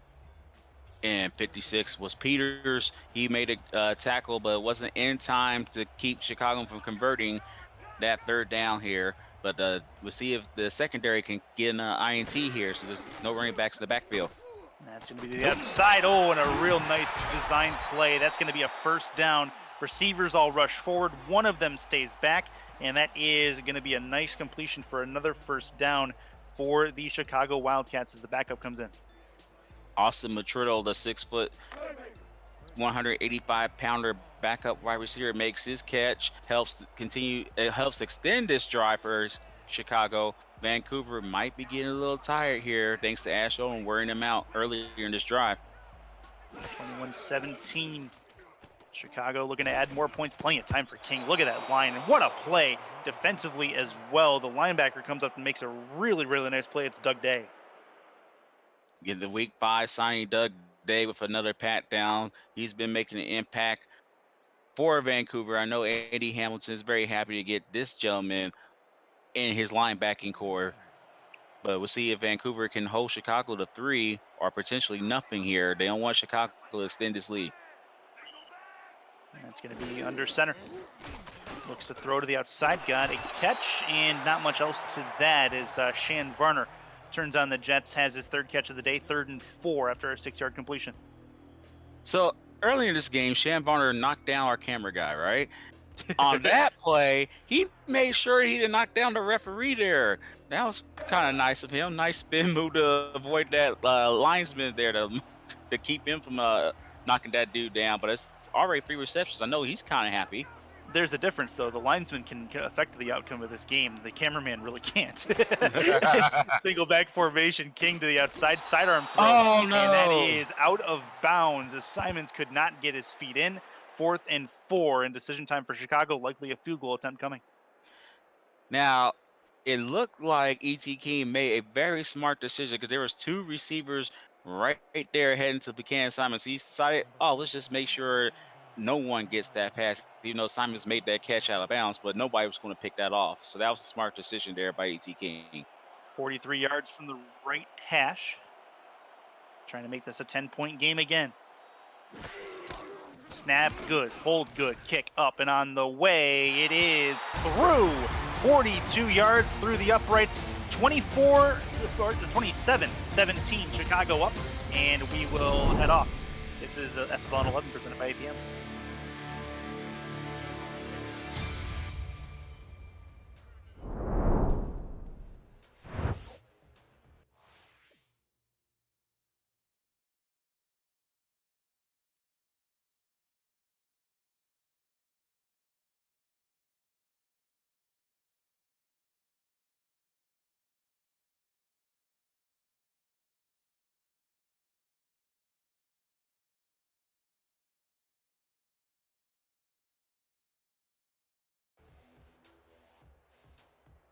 Back to it in Chicago, 27-17, or 24-17, sorry, 7-point lead for Chicago. As the game stays at a 1-possession clip, which is really, really important for Vancouver, T-Roy, as this drive could be the one that ties them up after a very long road back. This return from the 8-yard line, moves left to the 25 to the 30, gets all the way through the 30 at nearly to the 31, and that's where they will start this next drive. Tom Pepper back out on the field, had a better second half so far. We'll see if he can continue that momentum going forward, but a real nice, I'd say, moral victory to keep them to 3 on that last drive. That's right. They was able to get a moral victory by the defense, keeping this a 7-point ball game. And Vancouver's almost near their points per game. They average 25 per game right here. They're at 17. We'll see if they can score 6 on this drive. Oh, and that is nearly intercepted. Very dangerous. Clinton Hendershot in the area. 2nd and 10. Pepper got away with one there. We'll see what he can do on 2nd down. Yeah, Pepper almost felt a little bit salty after that play. He threw it to receiver that was covered by 4 Chicago defenders. Pepper going to have to make better decisions there because the O-line definitely protect him on that play.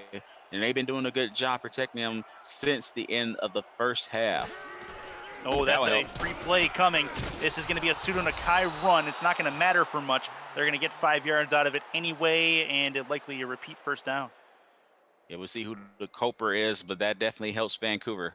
Neutral zone infraction, number 98, defense, 5-yard penalty, repeat, 2nd down. So that will work in the favor of the Wildcats, or I'm sorry, of the Legion, as they go ahead and tack on 5 yards. 2nd and 5 on the other side of this. That makes it a lot easier, as they're still not quite at midfield, still in their own territory.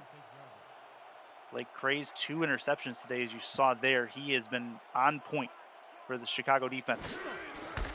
Handoff, Nakai, right side, trying to burn the edge. He is going to get there. That will give him the first down. That's important as he gets to the 40-yard line. Now, I definitely like the fact that he got the first down, but it looked like Sulakai outran his blocker there. If he waited a little bit longer for the pulling guard, Jason Gray, to get in front of him, he may be able to get even more yards, but he made sure that this drive stays alive. So a good play by Vancouver's Sulakai. We'll see if the offense can continue this momentum here on this drive. Pseudo is a single back here. The outside, he can go his way if he wants. Deep over the middle, that one's picked off. And that's Chicago back the other way. See who actually grabbed that here in a second, but Chicago turns the ball over. What a play from Chicago again. This one is Jesse Vick. And I believe that's his first interception of the season. I guess Pepper thought that ref 43 was wearing gold, but he was actually wearing white because that's who the pass was intended to, ref number 43. But unfortunately for him, that's another mistake. And he's going to have to shake this off because he most likely is going to have to lead a comeback to get his team into the wild card race. Single back formation, King to throw. Go to the outside with this. This is towards the sideline, and that is 2nd and 5 at the midfield stripe. So get JC Torres back involved. ET King, good field position. We know what they do when they have good field position. They've done it on multiple occasions tonight. And as they continue to try to put some separation between them and the Legion, make this a 2-score game, and Chicago may be able to look in the rearview mirror. Yeah, and if they get this touchdown here, they're going to put a lot of pressure on Vancouver, and it's going to force them to abandon the running game, which has been very decent so far, but they about to become one-dimensional if the defense doesn't stop Chicago right now. This is a shotgun play. King wings it deep over the middle, and he is gone. 10-5, touchdown Buchanan Simons to the house. Chicago puts some separation between them and the Legion again. And Buchanan Simons is definitely happy. Remember the last game against Alaska, he made a costly mistake that cost Chicago a chance to tie it up and bring it overtime. And in this game, he made a great play. Nobody covered Buchanan Simons. They left him all by himself. Even though it was an inside slant, nobody followed him. They all stayed home, focusing on someone else. That's Vancouver's defense, and Simons was able to burn them for that. Great job by him, and the lead has been extended. 30-17, Chicago up. Going to be 2 scores. It's already 2 scores. Going to be 14 points as long as this extra point goes through with no issues. Snap is good, hold good, kick is up and on the way, and it is through. It's going to be 31-17. Vancouver gets the ball back after the interception. They'll be back in just a moment here in the SFL on 11, presented by APM.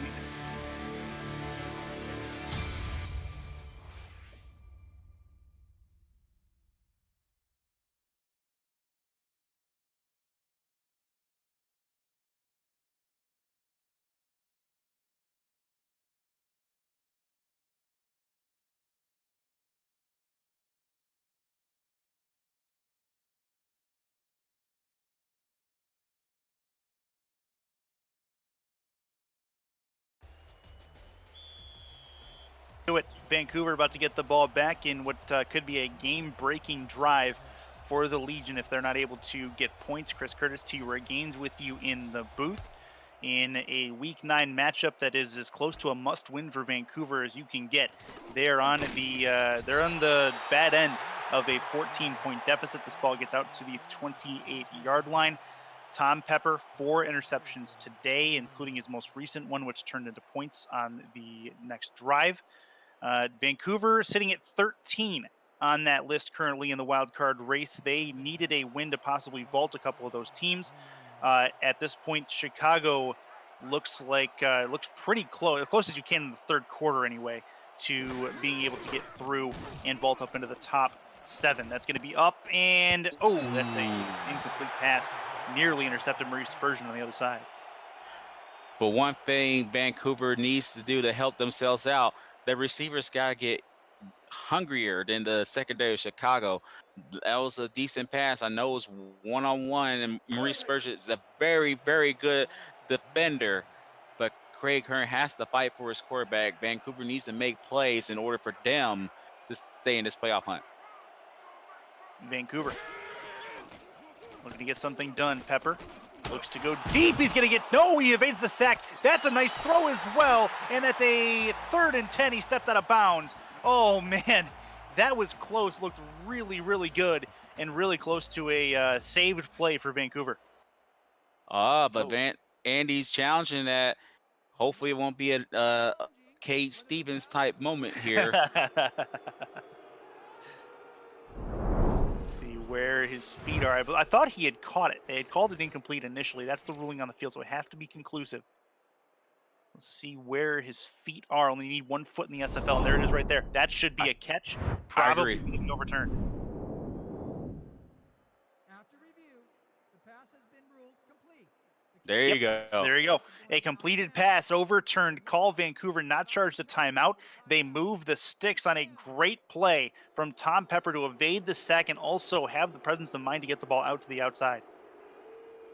And I know Chicago fans are not happy, but that was the right call. The refs been doing a good job getting it right after looking the replay, unlike previous seasons. That's going to be Pepper to the outside, has Nakai in his crosshairs. He's going to find him, and that will be a 4-yard completion at the 44-yard line. Showed it just a minute ago. You can join the conversation for this game with the 11 Sports Next Twitch chat. You got plenty of SFL personalities and players from this game in that chat. Say hello, everybody. How you guys doing? And thank you very much for chilling with us in the chat room. You got T. Cody Scott. You got Packer Fred, Eddie Gage as well, as that ball is going to be winged over the middle and a fall incomplete. Brent Killian is the intended receiver. Krunox, Dog Day, and of course a whole bunch of other SFL personalities. So thank you very much for hanging out with us and spending your Sunday with us in your homes. Ready to go for a 3rd and 6 play at the 44-yard line. It is going to be Tom Pepper in the backfield. Has a single back there that looks like Nakai. Plenty of time. Look out. Oh, good ball. Oh, nearly got him, but that is going to be incomplete. Nearly intercepted again. A.J. Barnes has had his hand on the football a few times. Nearly comes up, makes another play. Now, unfortunately, this drive ends, but I definitely want to give Pseudo Nakai a nice shout out there because he did a great job picking up that blitz. I said look out because I thought Bray Craze had a free shot at Pepper, but Nakai did a great job taking Craze's legs out from under him and protecting his quarterback. Done that a couple times, and I noticed a play in the first half as well where he narrowly got his QB avoided or got away from a sack. That was nearly dangerous. This is going to be a punt end over end to the 24-yard line. Spin move attempt, but then he runs into a truck. That is a big hit. Chicago gets back the football and more importantly keeps Vancouver off the scoreboard as they can now feed the ball steady to Ash Odom and see what they can do to probably put this game away. Yeah, and what's going to be important for Chicago, if they get 6 on this game, the momentum's fully on their side. Unfortunately, I believe that they will. Unfortunately for Vancouver, I believe Chicago will win this. Vancouver's defense has to make another play. We'll see if that can happen right here. Oh, Odom's got some room to run, breaks through another tackle, and he actually got caught behind his blockers. Otherwise, I think he may have been gone. Another long run added to his total to the 38-yard line. While he could have been gone for 6, let's look at the potential positive on that carry. He stayed in bounds, and that clock continues to run as we see Gus Schultz making a tackle there to stop Ash Odom from even getting more yards. But you see there at the bottom right of that scoreboard, 1:15 left in this 3rd quarter. So no matter what Chicago does, as long as they keep melting the clock away, it's going to benefit them. In the backfield handoff, Ash Odom, not much doing on that play. He loses a yard. Vancouver gets through the middle and stops the run. And that was Peters coming in and making a great play. That's the guy who I thought was someone else who made a tackle in the first half. Peters has been very active in today's game so far. The nice backup running linebacker making an impact for Vancouver's defense. Under center. 2 in the backfield, plenty of time. Puts it deep over the right side. Nearly intercepted. Simon's the intended receiver, but it did not matter. I think that was Schultz who came up and made that play, I think. Nope, never mind. Spurgeon who came up and made it. Murray almost Or had Murray, that. sorry. Yep. No, no, he almost had that interception there, and that would have been big for Vancouver. And what that does is that gives Chicago more chances to melt that clock away. Vancouver needs to take advantage of every opportunity that they have to get back in this game. Big third down here. Got to get it past midfield for the first down. That's going to be a catch. Do they stop him? 4th and inches. What a Wow. tackle. And wow. Crazy clutch play to keep him behind the yellow line. It is 4th and inches in decision time here for Chicago. Yeah, I'm kind of shocked that Shan didn't challenge that because I think he got the first down. If they would have gotten that challenge, they'll have even more opportunity to melt the clock away. But great job by Vancouver's defense, holding strong, giving their offense a chance to get back in this game. And there's the punt. Still not even into the third quarter yet. This game is not over by any stretch, and that is going to be a return that goes absolutely nowhere. Fourth quarter is on the way. Third one is done. It's 31-17 Chicago up over Vancouver. This is the SFL on 11 presented by 11 Sports, or by APM Music.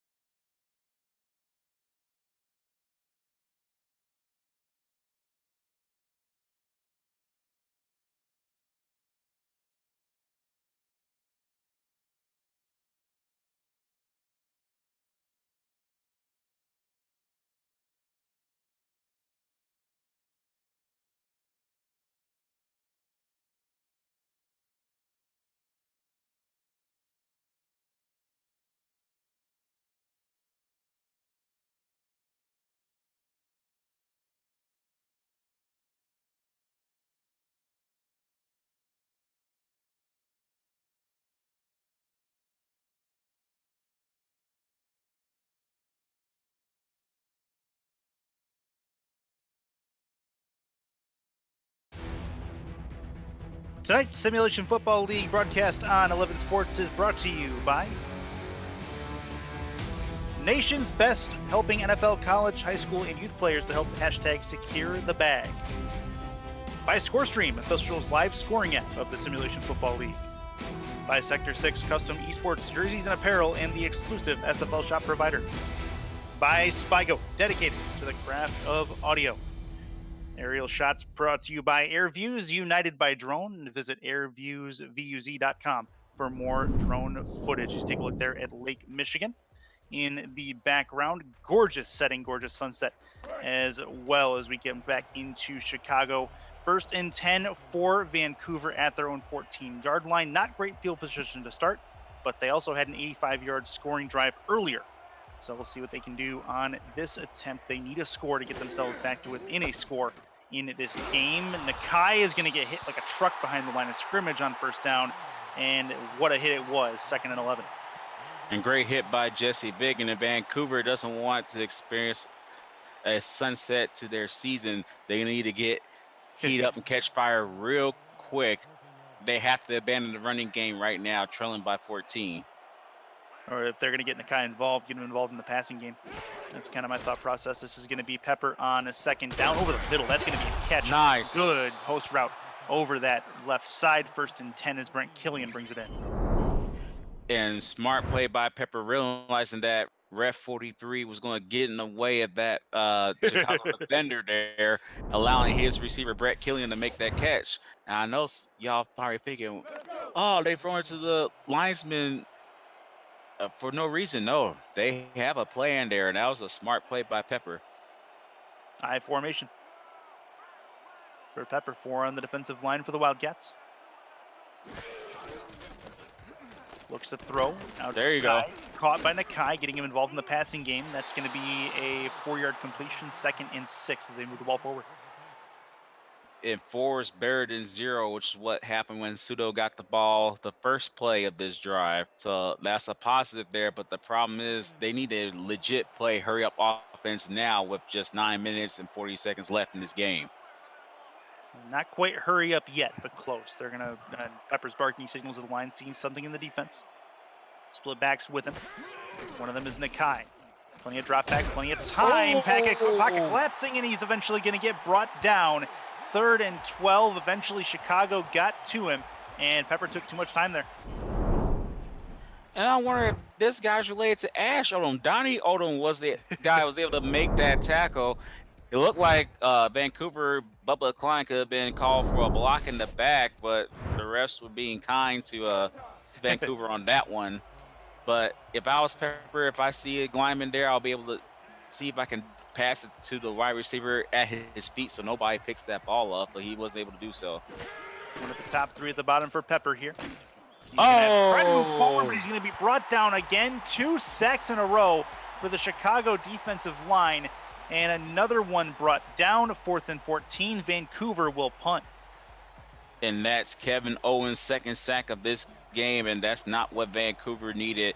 Looks like the special teams and defense going to have to come through for Vancouver to get themselves back in this game. Otherwise, Chicago will firmly have this game in hand. Decent punt, getting end over end out to the 35-yard line. Return this, getting out to the 43. Is where Chicago will start this next drive. More good field position for E.T. King. Again, more on the slate tonight. You see Tallahassee and New Orleans ready to do battle tonight. London and Atlanta as well on the horizon. Mexico City and Carolina going to be on the slate later as well. Or actually, that's Denver. Sorry, Denver and Carolina as well, as those outlined letters can sometimes throw me off. Inside the 9-minute mark of this 4th quarter, 8:26 to go exactly. E.T. King to the outside. He'll have a catch and try to turn the corner. It is 2nd and 4. Buchanan Simons, 124 yards, 7 catches for him. He's been an asset to the Chicago offense. Yes, he has, and he done a great job with that nice out route. And he was one of the players that in the past was able to do this, become from couch to field. And please join our Discord server by visiting our website, simulation.net, and become a part of this league. simulationfl.net for that Discord link. What a truck by Ash Odom. He's going to get a 1st down out of it. But yes, plenty of additions added to both these rosters this week. Or not just this week, but over the last couple of weeks. 3 spots added to each team's roster. As we saw 1 week 9 addition this week as well. It was Matthew Braun who had a nice tackle for loss earlier. The teams expanding their roster sizes, adding more impact players to the field, makes for some good football late in the playoff race. You can get yourself added to that list. So 1st and 10 for E.T. King, and he finds the seam between 3 Legion defenders. What a throw. It's 1st and 10 again as he finds Corey Carter. And good job by Chicago's C-square. Corey Carter able with the inside slant, give himself enough room to make that catch and embrace the oncoming butt whooping by Parkers and Schultz. But Chicago's got this game firmly in hand right now. The clock continues to melt. Vancouver's defense going to have to come up with a huge play to get their offense back on the field and back in this game. 1st and 10, King to throw, going to go to the outside with it. This is Ash Odom, real nice screenplay. He's got some room to go, and he's going to have it at the 19-yard line. They'll mark him at the 20. That is a 1st and 10 again. Wildcats moving the ball. I'd say if they go up 3 scores, this one is likely done. And I wonder if Ash Owen was actually celebrating or he was jiggling with rage. The reason why I'm saying that because he looked like he had a chance to take it to the house, but maybe he's a little bit too tired. Mark Lopez was able to track him down, got the better angle there to prevent Odom from getting even more yards. But the important thing is that clock continues to melt. 13 receptions for 38 yards, 39 yards for Ash Odom in this game. Not a lot of yardage, but a lot of receptions. He's going to add one more to that total here, and he'll get out to the 18, 2nd and 8 coming. But he's been the leading receiver for both sides of the ball, both Vancouver and Chicago. He's been one of the best players on the field, if not the best so far. Got a lot of touches, and he's over 160 yards, actually 170 yards right now. He's been a very valuable weapon for Chicago today. Split backs for E.T. King. 2nd and 8. This one will throw for a first down. 1st and goal at the 3-yard line. Another one for Corey Carter. And they have a great opportunity here to extend this lead.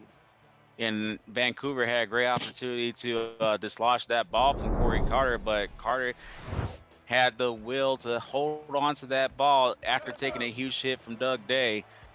And Vancouver's on life support right now. They have to stop what looks like another Ash Odom play here. 1st and goal. He's going to have Ash Odom try to carry it. Vancouver makes the stop defensively at the 4-yard line. Good stop there, but they're not out of the woods just yet. Nope, but that's a start. But the sad part is for Vancouver, time is not on their side. They need to turn over in the worst way. Otherwise, they're going to have to play hurry up real quick, fast, in a hurry next time they get the ball. Hand off Odom through the left side now. He's going to get closer down to the 3-yard line. 3rd and goal. Expect him to throw here, I would think. Now, I wonder if Vancouver's going to be ready for another swing pass to the right side because that's how Odom's been burning them all game long. Will Vancouver be looking for that this time? Will Chicago even go to that? Will they actually throw it to someone else? We'll see what happens.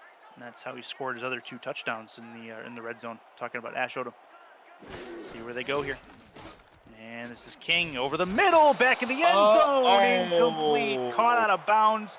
That's unfortunate. Corey Carter nearly had one. I don't know if Shan wants to challenge or not. He has one challenge left. You only need 1 foot to get in the end zone. He may have both feet in, but they're not going to challenge it. No, I don't think they will. I think that was a little bit out of the back. But either way, field goal coming, should be a chip shot. Looks like an extra point for those just tuning in, but it is in fact a 3-point try. Chance to make it 34-17. Snap is good, hold good, kick up and on the way. It is up and it is through. Make it a 2-possession game. It remains. It's a 17-point lead for Chicago. SFL on 11 Sports, presented by APM.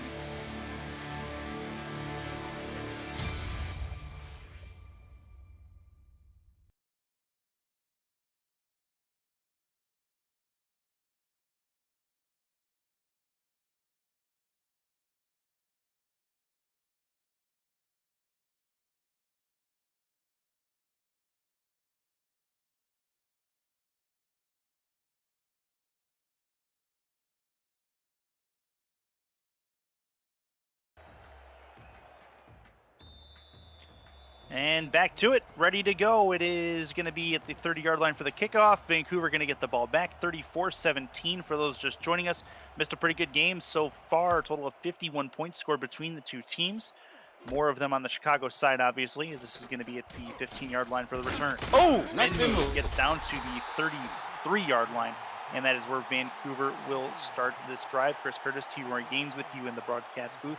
Been a good one so far. Taking a look at the top 6 in league standings to this point as we come to the last third of the season. Baltimore on top, Seattle, Denver, Tallahassee, your top 4. Mexico City and Alaska, your 5 and 6. Tallahassee and Mexico City could be vaulted here depending on previous season results that I don't have in front of me. If Chicago is to hold on, see what happens with that based on tiebreak. This is going to be a throw from Pepper to the outside. 2nd and 10 as that ball caught out of bounds. But great job by Pepper, giving his receiver more time to run his route by stepping up into a pocket. And looks like Andy's going to use his second challenge of the game hopefully it works out for him. Whether the pass was caught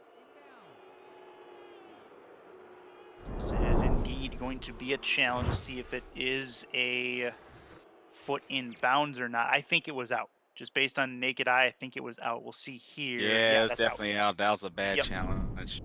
Yeah, it'll cost them a timeout, which could plague them later. But I guess Right. shoot your shot, right? You're down 17 points. Might as well give it a shot. The law And I may have be to charged with a timeout. basically get on Vancouver's coaching staff up in the booth. They should have told Andy, yeah, don't challenge that because we might need that timeout. Pratchett was nowhere near inbounds on that play, unfortunately for them. But Vancouver's going to have to shake it off. They need to score 2 touchdowns and potentially a field goal to win if Chicago doesn't score anymore. And they got to do it quick. Quick scores is what should be on Vancouver's radar here. That's There a we throw go. to the outside. It is a catch. They'll try it in some no huddle. 4 minutes, 19 seconds left here in this game. They do have a shot. Probably need to get it done before the 3:30 mark. Pepper deep over the middle, Oh, that was tipped in, close. nearly intercepted again. And that one was Maurice Spurgeon who came up and made a play. And Maurice Spurgeon has been doing a great job in the secondary with these pat downs, but I know he has to be kicking himself. He could have had at least 2 picks in today's game, but he's been doing a good job preventing Vancouver's wide receivers and tight end from making big plays for the most part. 2nd and 10. Vancouver needs points. They need them quick. Over the middle. Oh. Diving attempt not gonna go. It'll be 3rd and 10. Reminder: next time that we are on the air on 11 Sports, it's going to be tonight at 5 Eastern. It is Devon Simi and Stephen Hacker bringing you London and Atlanta. That is going to be a good matchup coming up here tonight. You see the Swarm and Knights there on the first matchup. More to come as well. That's something to look forward to. In the gun. Looking to throw. Plenty of time. Oh! Corner. Oh! Tackle when he gets the first down. That's a big first down to get. 1st and 10 for Vancouver as it is Pepper in the gun. Use the ref again to help him get that first. Pepper to throw. Plenty of time. Moves up. Throws. Right side. Nice play. First down out to the 26-yard line. 3.5 minutes to go, but they're moving the ball in Chicago territory. No huddle run. Pressure coming. Throws over the middle. Oh, that was close. To the intended target. That was Hearn on the back end of that. Couldn't bring it in. Yeah, thankfully that wasn't picked off, but Vancouver, nice job with the past 2 receptions by their wide receiving core. The unfortunate thing is, I still don't believe they're moving fast enough. There's only 3 minutes and 30 seconds left. They're going to have to score a touchdown, or they can actually score a field goal here, get an onside kick, and attempt to get another touchdown the next drive. But they have to put points on the board on this drive in order to stay in the game. Got to do it. Got to do it. Got to do it quick. This is going to be a chance, and that'll be intercepted. And you almost kind of saw that coming as soon as he threw it. Another interception for Tom Pepper. Back-to-back weeks, he's thrown 5, and that is a problem as Jesse Vick brings in his 2nd of the game. I know Tom Pepper has to be hurting himself there. Great job by Jesse Vick, who basically sensed that the wide receiver is about to go for that catch, so he knew that the ball was on the way. He deceived the receiver and deceived Pepper in thinking that he wasn't paying attention, and he was able to come away with a potentially game-ending INT. We'll see if they can chew up enough clock to do so. Vancouver with 2 timeouts to this point. This will be a run through the right side. It is a 4-yard run for Ash Odom, 120 yards on the ground. He's got plenty of receptions to go with that as well.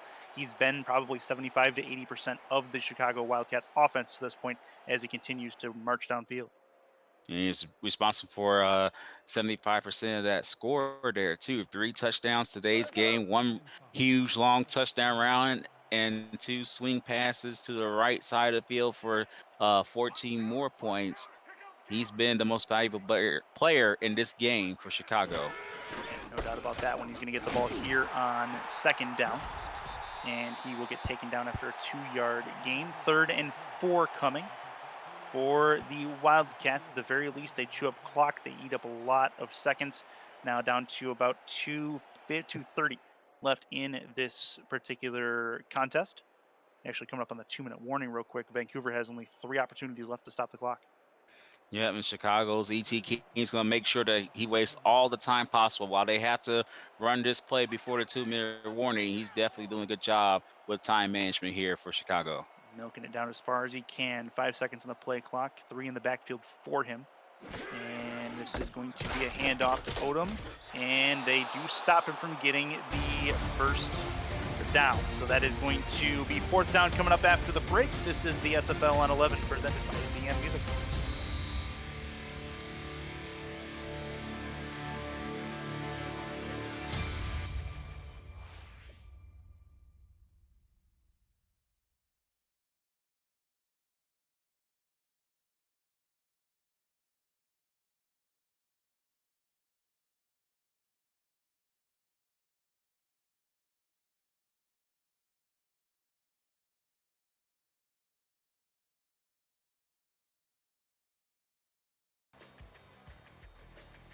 And back to it. Vancouver gets the ball back 31-17 or 34-17 back end of the 4th quarter in this one. And as you see Chicago getting ready to punt. Plenty of time on the play clock for them to burn as they try to bring this down. Not that the clock's going to move, so no big deal there. See what Vancouver can do. At least they'll have good field position starting this next drive out. And the kick is gone, and that is over right at the midfield stripe. Returned to the 47, so they start this drive inside of Chicago territory, which could be fun. And as we bring back out Tom Pepper and company, Tom Pepper, 5 interceptions today, 10 in 2 weeks. Rough day for him at the office. Has a couple of touchdowns to go with it, but just unable to minimize the mistakes. And credit to Chicago coming in as the 5th best turnover ratio in the league, T-Roy. They continue to make an impact taking the ball away. And that's also due to the fact that the D-line's been pressuring Pepper for throwing those interceptions. But that's a great play. That is indeed 10-5, and Vancouver has a quick score. That is a touchdown, and obviously going to be an onside kick after Brett Killian has the score. Some are going to look at that and say too little, too late, and that may be true, but that's a big touchdown to get at this point, at least to get something with some time left on the clock. And Pepper is now 24 of 41 after that play. That was a much-needed score, but if they would have gotten at least 3 points, they would have been even closer after this touchdown right here to tying this game or potentially winning it. But they're going to have to get some magic on their side in order for them to save their season, basically, as they are holding the 13th spot in the wild card race. And that is a big touchdown to get. 3rd touchdown of the day for the Vancouver offense. That extra point is up and good. So now we see the onside kick. We'll see if they can get the ball back and maybe force the Wildcats' hand here. Brett Killian, leading receiver for this Vancouver roster, 7 catches on 13 targets for 125 yards to this point. And big moment here for Vancouver and for this game with 1:40 to go. You got to go 10 yards, and it goes right to him. That's going to be a Chicago recovery on the onside. Wait, what? No, it's recovery. The reason why I said, and I'm sorry that I jumped over you. Guess who made that recovery? The Week 7 signee, Chase Earl. Oh, there you go. Nice. Great job by him, making a huge impact and potentially stealing the game for his team. Good work, Chase. I like it. That will work. Got to have some good hands to be on that special teams unit for that particular play. This is going to be Odom to the outside, and that is not going to go very far. 1-yard loss, and it does stop the clock, which is not necessarily what they wanted to do. Yeah, inside 2 minutes, the clock does stop, so that actually helps Vancouver. Now, if they can somehow get a turnover right now, they got a chance to chip away at this 10-point lead and potentially make one of the greatest comebacks in SFL. But they need a turnover in the worst way. We'll see if Chicago goes back to the running game. Yeah, I would. If it were me, I'd be running it, and they will here. Odom through the middle, going to get a couple of yards, make it 3rd and 7. So, interesting times in the Vancouver locker room. I think they're going to be There's got to be some questions thrown around. Nothing toxic by any stretch, but there's got to be some questions thrown around. Like, who are we? This is a team that still is on the outside looking in. They're going to be even further down the pack, taking a loss here, which it looks more and more certain that that's going to be the case. You got to start asking those questions, and you don't get better unless those questions are asked. Yeah, and what they have to do is, well, here's one thing. The O-line did a decent job today, only giving up 2 sacks to Pepper, from if I got my stats right. Mhm. But Pepper has to minimize those mistakes, because when he does, you see what happens. He makes great plays. He had 2 big, over 50-yard touchdown passes from him to his receivers, Hearn and Killian. The last possession was 53-yard pass there that helped Vancouver get to 24 points. He just got to minimize those mistakes, and Vancouver will be able to win more games. Oh, and just to add salt into the wound, they're going to down it at the 5-yard line and start Vancouver back very deep in their own territory for what may be their last possession of this game. Minute 25 to go. Minute 26, sorry, fourth quarter. And obviously got to score quickly, so they're going to need a little bit of a miracle here to get something done. Sudo Nakai, 72 yards, 15 carries from him, but they have not been in a great position to run the ball as a game plan most of this game. That's a sack. That's not what you want to see. Third sack of the game for the Vancouver offensive line. Couldn't come at a worse time. They'll run the no huddle. To the outside, it is Nakai going to try to spin through the line of scrimmage. He will do that, but still ends up at no gain. 3rd and 11 in Vancouver. We'll call their last timeout. Yeah, and this is almost elementary for Chicago. Vancouver needs to convert this 3rd down to stay in this game. They don't have to go for a big play, but their receivers need to go beyond the 1st down marker for sure, and then get themselves out of bounds shortly afterwards, since they have no more timeouts left.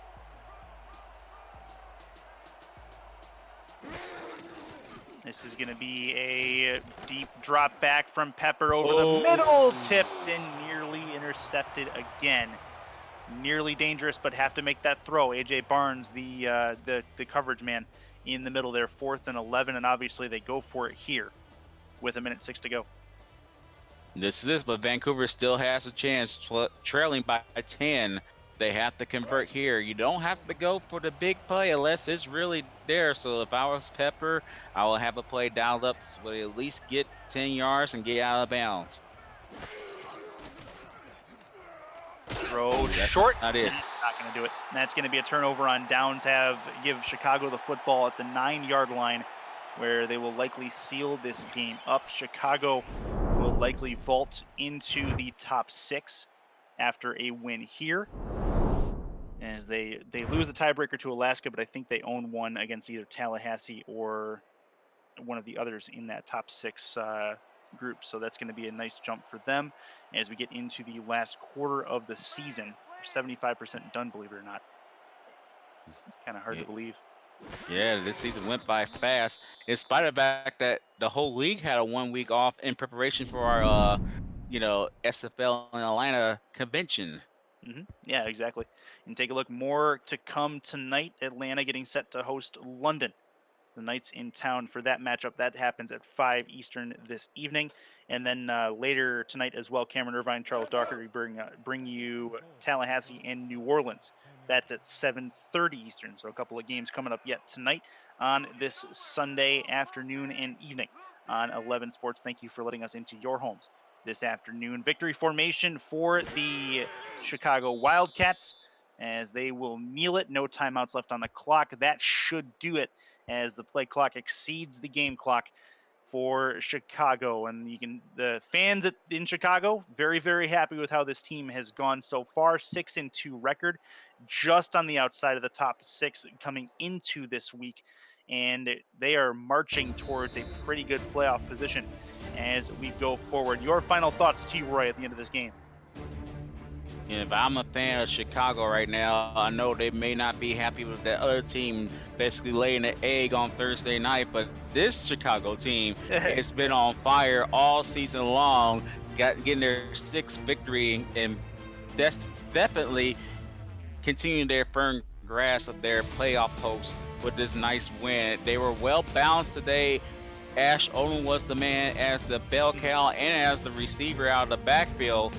But their other playmakers, including Shambarn, who got 3 receptions today, that's 2 more than last week. They were making big plays for E.T. King, help basically put a firm hold on this game, and their defense did what they're supposed to do. They forced Pepper to throw ill-advised passes. They got to him twice, got 2 sacks on him, but they forced him to throw ill-advised passes like this one right here by Jesse Vick. And they did what they're supposed to do. Chicago's a very scary team. While they did give up 24 points, their defense has been causing turnovers. So you got to be careful with Chicago. Otherwise, they will burn you any way they want you, any way they want to. Fair enough. This is week 9, just getting started here on the SFL family of networks again, just in a little while. Atlanta hosts London. The Knights come to Atlanta and then Tallahassee and New Orleans later tonight as well. For T-Roy Gaines, Cameron Irvine, and everyone else at SFL HQ, I am Chris Curtis saying goodbye and good night from Chicago. We will be back for more later today, 5 Eastern. On 11 Sports. This has been a presentation of the SFL on 11 Sports. For more, log on to simulationfl.net. Have a good night, everybody. We will see you later tonight.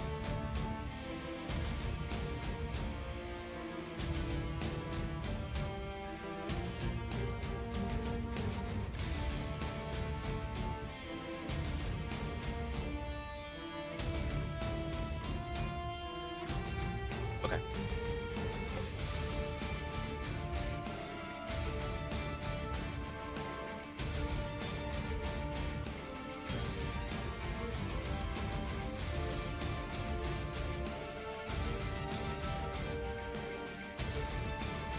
And everybody here's today's player of the game. I assume it's Ash Odom, but we'll see what 2K Sports said. Yes, it is. Ash Odom with 20 carries, 129 yards, and he also had 50 receiving yards, 3 touchdowns in today's game. A strong performance by him. Again, thank you very much for tuning in to today's game. Please continue to watch SFL action on 11 Sports. Take care.